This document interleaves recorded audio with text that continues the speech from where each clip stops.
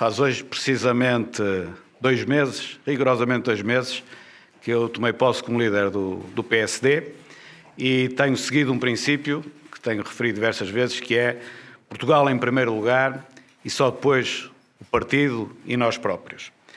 Por isso, sempre que o país precisar de fazer acordos e que para isso seja necessário falar com os outros partidos, o PSD está disponível e é justamente isto que aqui acontece hoje, fazer um acordo com o Governo, um acordo que um deles tem um perfil mais estrutural, o outro não tem um perfil tão estrutural, mas é um acordo que é transversal a mais do que uma legislatura, que é o acordo relativamente ao próximo ciclo de fundos comunitários.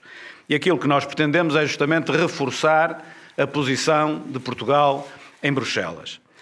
As despesas ligadas às migrações, à segurança, à defesa e a saída do Reino Unido por parte da União Europeia traz quebra de receita e traz aumento da despesa. E, portanto, corremos o perigo de serem as políticas de coesão que vão sofrer essas consequências. E para Portugal será mau, se forem as políticas de coesão, a ter de baixar para que se possa fazer face às novas despesas e à quebra de receita. Por isso, aquilo que nós pretendemos é que Portugal, no próximo ciclo de fundos, tenha, pelo menos, se não mais, verbas idênticas àquela que teve no Portugal 2020, que foram cerca de 30 mil milhões de euros. Para isso é preciso reforçar o orçamento comunitário, que até à data é 1% do rendimento bruto da União Europeia. Nós estamos disponíveis para que vá para cima de 1,2%, ou pelo menos 1,2%. E como é que se pode financiar?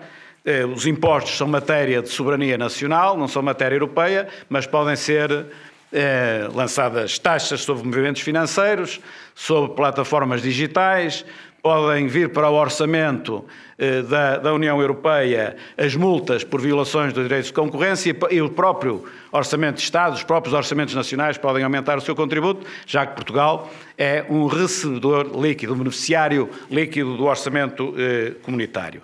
Portanto, hoje é uma primeira fase da negociação, é os montantes que em Bruxelas Portugal consegue, ou não, mas que vai tentar conseguir para os próximos anos, de 21 a 27, e portanto entremos numa segunda fase depois, em que, e que será daqui por algum tempo, em que como é que se vai afetar esse dinheiro. Isso será uma segunda fase que não tem a ver agora com isto que agora fizemos. Se me perguntarem, já agora se me permitem, se me perguntarem, porque eu tive a oportunidade de ler isso na comunicação social, se este acordo é bom para o PSD, eu devo dizer que essa pergunta para mim tem pouco interesse. Este acordo é bom para Portugal e, portanto, sendo bom para Portugal, automaticamente é bom também para o PSD. O segundo acordo sobre a descentralização é um acordo de caráter mais estrutural. No fundo, é uma parte da reforma do Estado que o país tem de fazer. Tem 2 pilares. Um primeiro pilar tem a ver com as competências que vão ser passadas para as autarquias locais.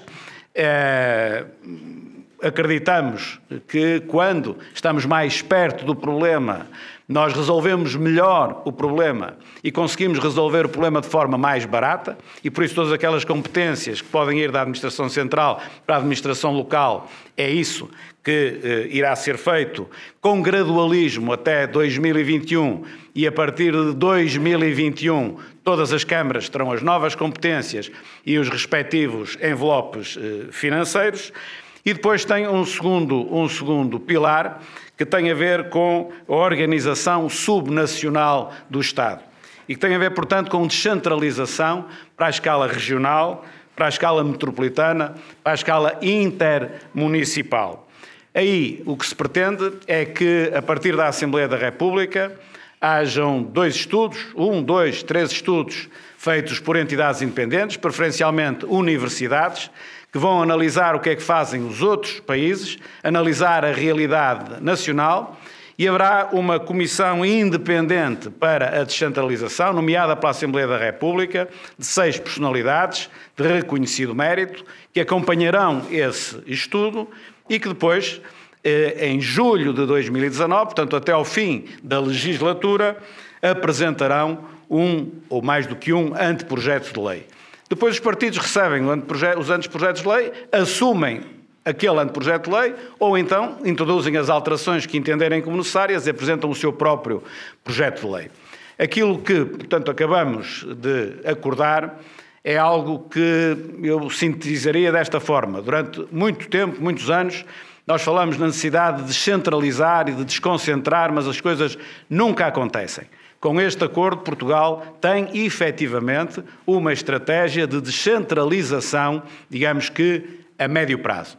Sendo cumpridos estes passos, nós teremos descentralização para as autarquias locais e, posteriormente, em função do estudo, em função do que vier a ser feito, a descentralização depois para outro patamar. Permitam-me só uma última palavra para agradecer aos seus ministros que estiveram empenhados neste acordo e aos dois dirigentes do PSD que também estiveram empenhados neste acordo. Naturalmente que sem eles não teria sido possível, digamos, conseguir isto para Portugal e, para mim, pessoalmente, no dia em que faz justamente, como disse, 2 meses que tomei posse como líder do PSD, acho que posso fazer um balanço positivo, que ao fim de 60 dias ter já estes 2 acordos assinados com o Governo. Bom, eu queria associar-me ao Dr. Rui Rio, congratulando-me pelo facto de hoje termos conseguido assinar 2 acordos, um sobre aquilo que consideramos ser a pedra angular da reforma do Estado, que é a descentralização, o reforço das competências e dos meios dos municípios e das freguesias e também a preparação para a evolução da descentralização nos outros patamares metropolitano e regional.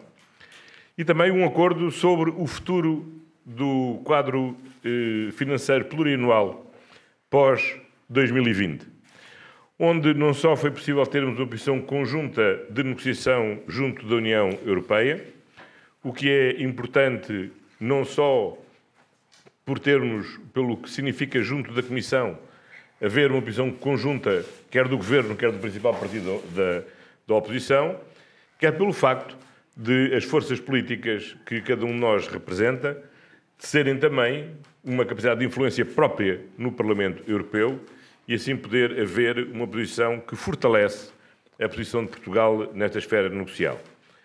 Para além do enunciado que o financiamento das novas políticas da União Europeia e que a saída do Brexit não podem ser financiadas à custa da política da coesão, da política agrícola comum ou do tratamento devido às regiões ultraperiféricas como os Açores e a Madeira, temos também o primeiro enunciado daquilo que deve ser a Estratégia Nacional de Desenvolvimento entre 2020 e 2030, assente em 4 eixos fundamentais. Um primeiro, focado nas pessoas, nas suas qualificações, no combate às desigualdades. Um segundo, que vê a inovação como motor do desenvolvimento. Um terceiro, que tem a ver com a necessidade de termos um país que seja mais competitivo externamente e mais coeso internamente. E, finalmente, um quarto, que valoriza a sustentabilidade e a valorização dos nossos recursos endógenos. Eu gostava de sublinhar que, como consta do programa do Governo, é absolutamente essencial que em matérias estruturantes como a reforma do Estado, ou matérias que transcendem o horizonte de uma legislatura como um quadro financeiro que se estende para lá de 2027, haja acordos políticos alargados.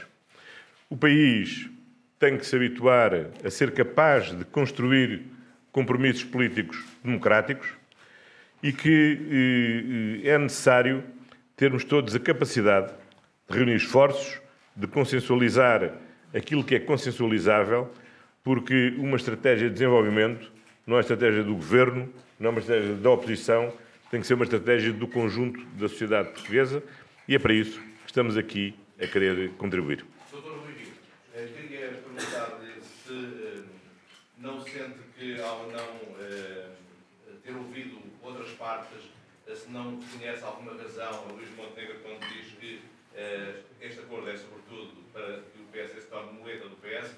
Ao Sr. Primeiro-Ministro, já ouvimos os parceiros de esquerda, nomeadamente os verdes, a dizerem que o PS está com saudades do PSD, eu pergunto se isto é uma facadinha no matrimónio com a solução do suporte ao governo. Bom, a minha resposta foi dada há bocado. Se isto é bom para Portugal, automaticamente tem de ser bom para o PSD. Quando se pensa o contrário, está-se, em minha opinião, a pensar mal. Estejamos no governo ou estejamos na oposição, aquilo que tem de ser o nosso foco é Portugal. Quem ganhou hoje aqui foi Portugal. E, portanto, eu estou contente por Portugal ter ganho. Minha satisfação é a mesma e, como tenho dito, não devemos confundir os diferentes planos. Como é sabido, este governo resulta do facto de o Partido Socialista ter celebrado posições conjuntas com o Partido Ecologista aos Verdes, o Partido Comunista Português e o Bloco de Esquerda. É com base nessa solução parlamentar que este governo existe e governa.